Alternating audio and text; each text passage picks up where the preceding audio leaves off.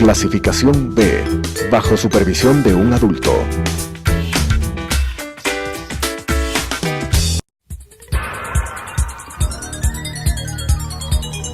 Las opiniones vertidas en este espacio por la producción y dirección del programa son de exclusiva responsabilidad de sus autores y de quienes intervienen en ellos.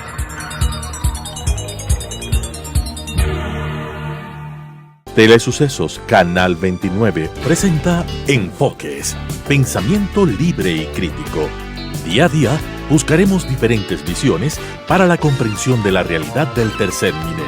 Enfoques, un espacio que une noticia, análisis y opinión. Bienvenidos. Gracias por estar con nosotros semana a semana aquí en Enfoques. El día de hoy tenemos como invitado al arquitecto Patricio Donoso, quien es el vicepresidente de la Asamblea Nacional que cambió las autoridades a inicios del mes de mayo. Patricio, bienvenido a este espacio. ¿Qué significa para Patricio Donoso y para CREO el estar de vicepresidente de la Asamblea Nacional?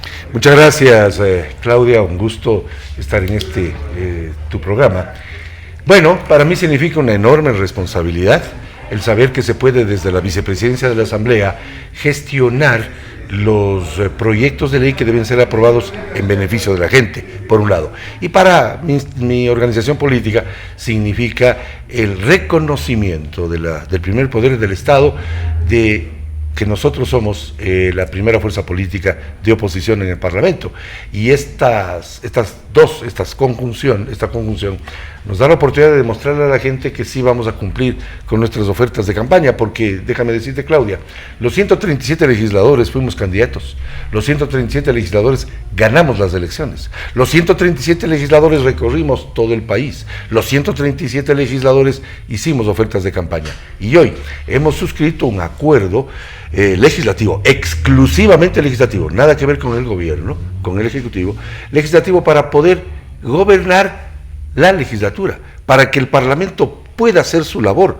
No te olvides, Claudia, y opinión pública que me ve y que me escucha, que ninguna organización política por sí misma tiene el número de votos suficientes, no solamente para designar autoridades, para aprobar un proyecto de ley, para canalizar un proceso fiscalizatorio. ¿Cómo romper de la idea de las personas que los acuerdos no vuelan a tronchas, sino sean acuerdos positivos para, como Patricio dice, el primer poder del Estado pueda tener mayores procedimientos, mayor agilidad, una serie de procesos que se cumplan rápidamente?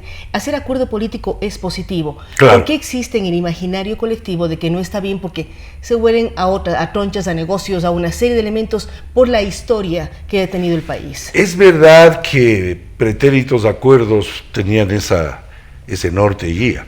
Este acuerdo es un acuerdo exclusivamente legislativo basado en 10 puntos, que significa generar, por ejemplo, una reforma profunda al Código del Trabajo, generar la sustentabilidad del Instituto Ecuatoriano de Seguridad Social, generar temas inherentes a la Ley de Educación Superior, sostenibilidad del Banco Central para el control del gasto y control de la deuda externa. Es decir, son acuerdos parlamentarios como lo hace todo parlamento responsable del mundo.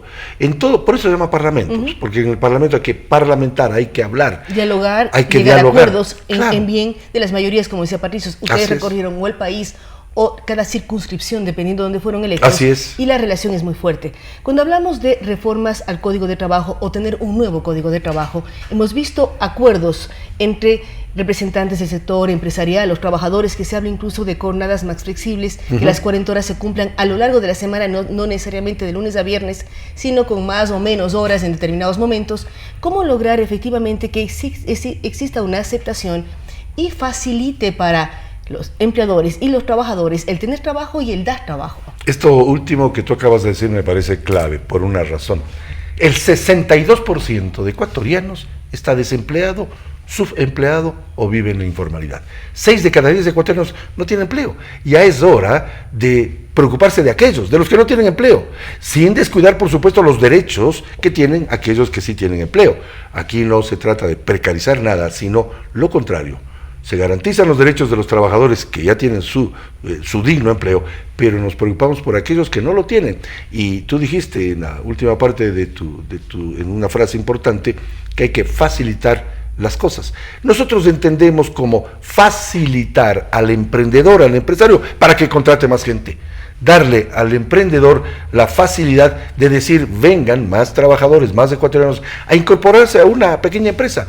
Si en torno a Telesucesos, en vez de 2 farmacias, hubiesen 4 farmacias, habría el doble de oferta. Una fábrica o hubiese un emprendimiento de otro tipo. Claro, hubiese el doble de ofertas de empleo.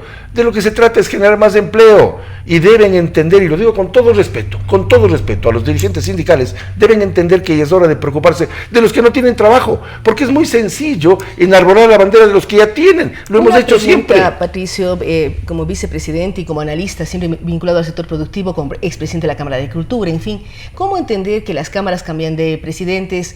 Hay alternabilidad, no pueden ser electos Así más que 2 los propios legisladores. ¿Qué ocurre con los sindicalistas? Increíble. Que desde que yo me acuerdo o mi papá se acuerda, siguen los mismos líderes. Inclusive desde que nuestros abuelos hacían algo en este país, los mismos dirigentes sindicales hasta que... ¿Y en qué trabajan estos dirigentes sindicales? ¿Solo en el sindicato? Alguna vez hay que preguntarles a ellos también. Habría que preguntarles.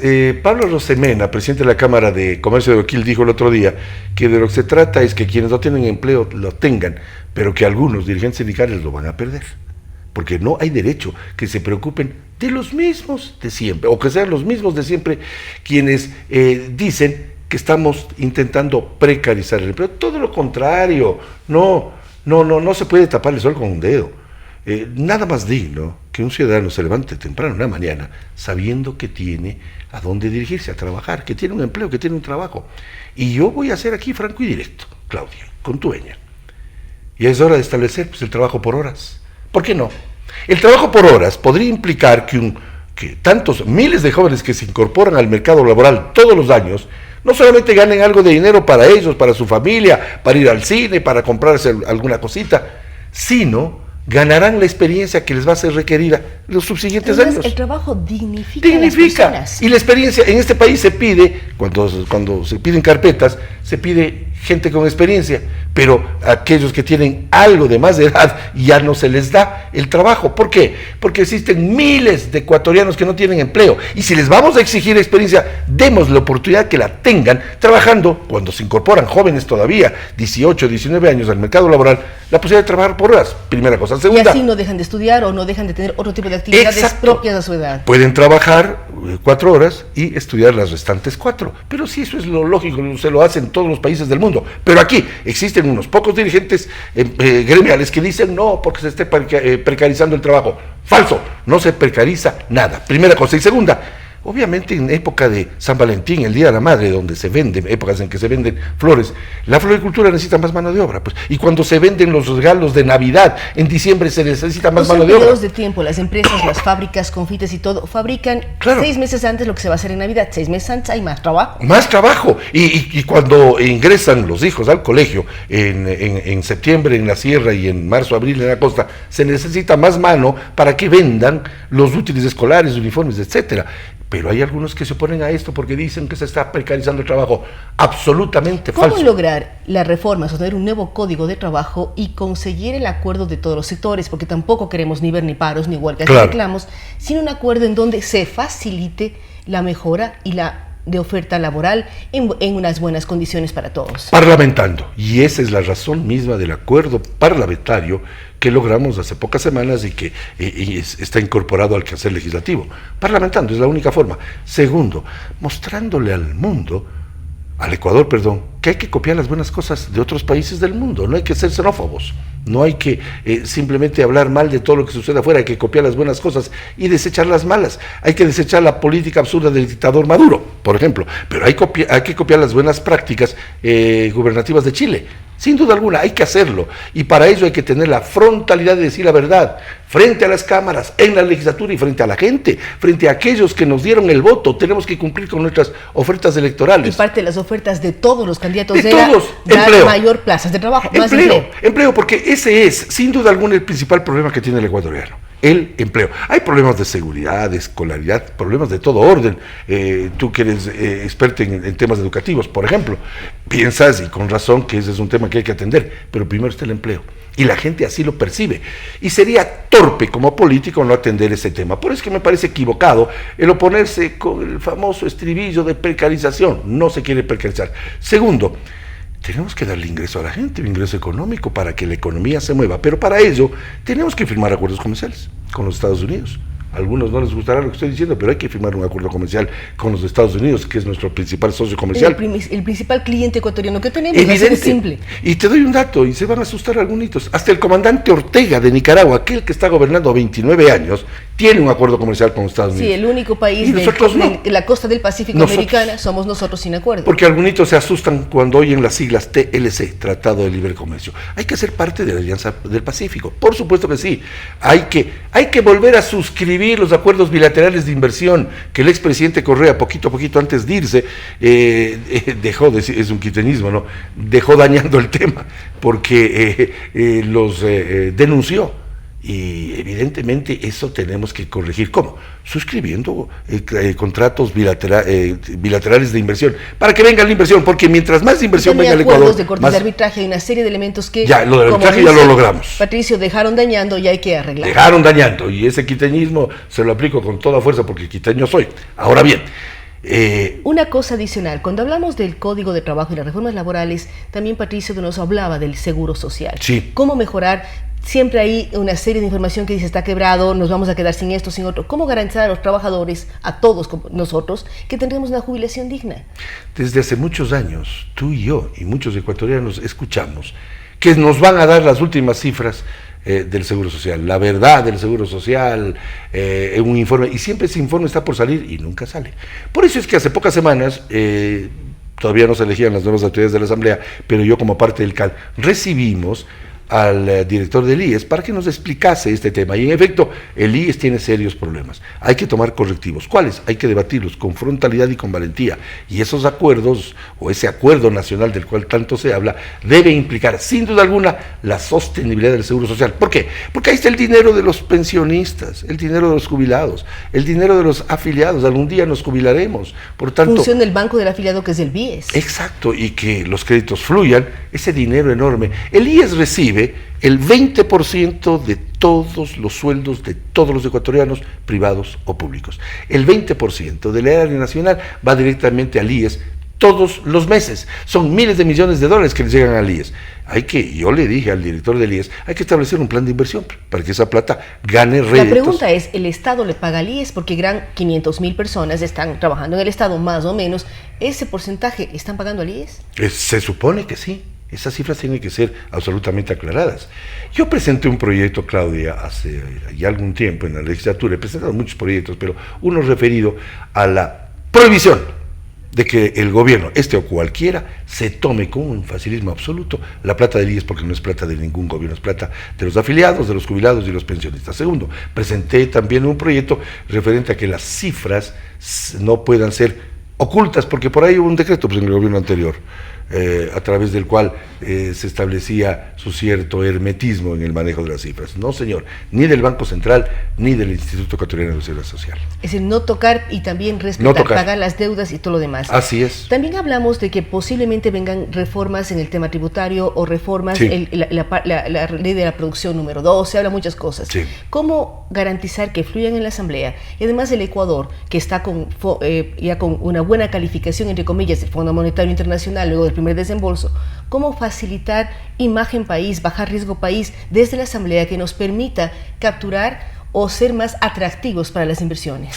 Esa fue una buena acción del gobierno, hay que decirlo con verdad, el volver al Fondo Monetario Internacional. Yo siempre lo dije, no solamente porque fui en su momento presidente del Comité Empresarial Ecuatoriano y del Consejo de Cámaras y de la Cámara de Cultura, sino porque tiene lógica ir a los multilaterales de crédito que prestan, que dan créditos a largo plazo con años de gracia y en porcentajes del 2,5-3%, y no a los chinos, al 10-11%, que era una barbaridad. Por lo tanto, volver al Fondo Monetario Internacional, créditos del Banco Mundial, del Banco Interamericano de Desarrollo, de la Corporación Andina de Fomento, es lo más sensato. ¿Cómo auspiciar esta buena acción del gobierno a través de la legislatura? Yo ahora soy parte de la Comisión de Régimen Económico, ya no de la de Desarrollo Económico, en la cual estuve 6 años. Esa Comisión de Régimen Económico va a tratar el proyecto que tú acabas de hacer referencia. Cuando llegue la Ley de Fomento Productivo 2, así le llaman, y por supuesto habrá que tramitarla, como decimos los quiteños, breve, de tal manera. Pero ¿qué pasó con los resultados de la Ley de Fomento Productivo número 1? ¿Cómo se evalúan lo que se apruebe en la Asamblea, enviado por el Ejecutivo, generado en la Asamblea, ¿Cómo se evalúan resultados luego de la aprobación de las leyes? ¿Cómo se da un seguimiento a las leyes? La Comisión de Desarrollo Económico, de la cual formé parte hasta hace 3 semanas, sí hace una evaluación o un seguimiento así llamado de la ley que tú haces referencia. Tal es que recibimos a la directora del SRI, que nos dio las nuevas cifras de recaudación, la facilidad, el tema de los deudores de buena fe, que fueron resarcidos en alguna medida. Falta mucho por hacer, pero sí hemos hecho un seguimiento, porque es clave en este país, cuando se aprueba una ley, hacerle un seguimiento. Y nosotros, en la Comisión de Desarrollo Económico, de la cual ya no formo parte, sí hicimos ese seguimiento. En la Comisión de Régimen Económico ustedes van a recibir la ley, Sí. van a recibir el presupuesto general del Estado hacia septiembre, esperamos que en septiembre, Sí. octubre. Septiembre. ¿Cuán preparados están para analizar, evaluar y que no queden huecos en el presupuesto? Porque hay muchos elementos que dicen, uno espera que el presupuesto sea así, o el gobierno dice queremos que sea así, pero si uno lo analiza no es factible y por lo tanto tenemos déficit Es verdad, en cada año. es verdad. Un pequeño antecedente: yo voté en contra de la vigencia de la actual Constitución cuando se hizo una consulta popular allá en el año 2007. Sí, un poco más, en torno al 15% votamos en contra, Sí. pero Yo voté más en del contra. 80% la aprobaron. Claro, pero era mi derecho votar en contra, porque yo le tuve que decir al señor Orlando Pérez que para qué estaba el cuadradito ese del no. Yo voté por el no y el señor Orlando Pérez me Digo, criticó. varios votamos por el no. Por supuesto. ¿Y por qué voté no? Porque esa Constitución establece, y traje a colación este tema, por el asunto del presupuesto. La Constitución equivocadamente establece que el presupuesto va a la legislatura y no puede ser cambiado. Solamente pueden hacerse observaciones. Yo observo, yo miro, yo veo, pero Y nada más. no pueden cambiar. Ni una sola cifra. Entonces, ¿para qué va la legislatura? Así es. ¿Para qué se pasea por la legislatura? Sería el término. Exacto, es un cuestionamiento que siempre me he hecho yo. Y el error es de la Constitución de Montecristi. Aquellos que Montecristi montaron con la ayuda Iba a del durar señor 400 Viciano. años. Claro, con el señor Viciano, ese español que vino a darnos otro quitenismo, a darnos haciendo la Constitución, tanto en Venezuela como en Nicaragua. En Cuba no creo, porque en Cuba nada cambia desde hace 60 años. Pero se hizo esa Constitución, la de Montecristi, que tiene una enorme cantidad de errores. Hoy el propio correísmo quiere cambiar esa Constitución. El propio correísmo habla de una nueva Asamblea Constituyente para reformar la Constitución que iba a durar 300 años. Esa Constitución establece, bien lo has dicho tú, que el presupuesto se pasee por la Asamblea, se regrese, haga curva hacia la izquierda y regrese a Carondelet. Es un absurdo la forma de aprobar el presupuesto en este país. Yo creo, y lo he dicho siempre, esta va a ser la 7ª vez que yo trato el tema presupuestario en la Asamblea y siempre hago esa crítica y la volveré a hacer porque tengo absoluta razón. Para terminar, Patricio, ¿hacia dónde quieren enrumbar la Asamblea en los siguientes 2 años? Ustedes, hay el cambio, después tendremos nuevos asambleístas en el 2021, pero ustedes tienen la obligación de estos 2 años dar una respuesta como el primer poder del Estado. Así es. Y cómo también hacer que las personas en un régimen, entre comillas, presidencialista, entiendan que la legislatura es el primer poder del Estado. Así es, ahí en la legislatura, primer poder del Estado, radican todas las fuerzas políticas que tuvieron apoyo popular. Todos los que ahí estamos recibimos apoyo popular en mayor o menor grado, con la proporción propia de lo que... Del juego de la democracia. Del juego de la democracia, por tanto ese es el primer poder del Estado y es el único que puede vigilar y fiscalizar a los otros poderes del Estado. Es el único poder del Estado que puede promulgar una ley. Claro que ahí existe el colegislador, que es el Ejecutivo, pero en relación a tu pregunta, en efecto, esta legislatura, la que se inició hace pocas semanas, tiene que entregarle al país en los próximos 2 años leyes que favorezcan el empleo, que combatan la corrupción, la recuperación de capitales es clave, por supuesto una ley... Sí, porque está bien que estén detenidos, presos y ¿Y enjuiciados, la plata? pero ¿dónde está la plata? Así es. Han sacado varios memes que nos recuerdan las campañas de los años 80 y 90, Así es. pero ¿dónde está la plata? Por eso es que yo apoyé, sin ser iniciativa mía, apoyé el proyecto de recuperación de capitales que la presentó Elizabeth Cabezas, la expresidenta de la Asamblea, y la apoyé y la voy a seguir apoyando, porque esa ley es buena, por lo menos dice con valentía, hagamos algo para recuperar la plata de la plata que se llevaron, pues por supuesto, y que no solamente algunitos, porque faltan otros por entrar a la cárcel, por supuesto, pero aquellos que están en la cárcel, hacer un seguimiento al dinero que se llevaron. Y hago aquí una pequeña reflexión. ¿Y por qué no les llama la vindicta pública? Me refiero a la Fiscalía. Debería llamar a los pilotos que manejaban aquellos aviones, que viajaron a muchos paraísos fiscales con maletas y sin pasajeros, a preguntar qué hicieron con las maletas. También está trabajando la Contraloría en eso. Vamos Sí. a ver cuántos viajes, cuántas maletas y dónde ¿Y a aterrizaron. quién entregaron las maletas? hay una serie de temas. Esperamos que efectivamente estos 2 años en la Asamblea se fiscalice, se legisle. Este acuerdo que lograron, que mencionó Patricio, es positivo para el país. Como vicepresidente de la Asamblea, representa la segunda fuerza más votada del país, que es, creo, en este caso, en las elecciones, cuando se eligieron asambleístas y presidente de la República, demuestra equilibrio de poderes, demuestra una serie de elementos. Lo importante para todos es tener mejores leyes. Esperamos que el Código de Trabajo consiga que se facilite el empleo en el país. Nuevamente, gracias a Patricio Donoso y a ustedes que nos acompañan semana a semana aquí en Enfoques. Nos vemos en una semana más. Las opiniones vertidas en este espacio por la producción y dirección del programa son de exclusiva responsabilidad de sus autores y de quienes intervienen en ellos.